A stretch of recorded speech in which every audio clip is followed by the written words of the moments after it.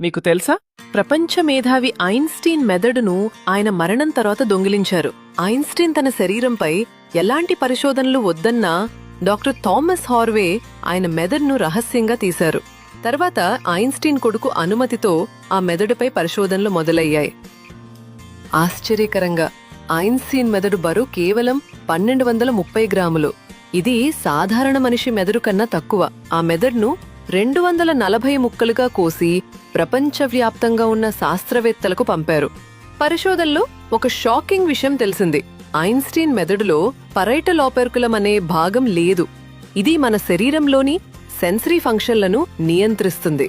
ఈ భాగం లేకపోవటం వల్లనే ఐన్స్టీన్ పెద్ద పెద్ద గణిత సమస్యలు కూడా సులభంగా పరిష్కరించగలిగారని శాస్త్రవేత్తలు నమ్ముతున్నారు. ఇలాంటి మరెన్నో ఆసక్తికరమైన విషయాలు తెలుసుకోవటానికి మా ఛానల్కు సబ్స్క్రైబ్ చేసుకోండి.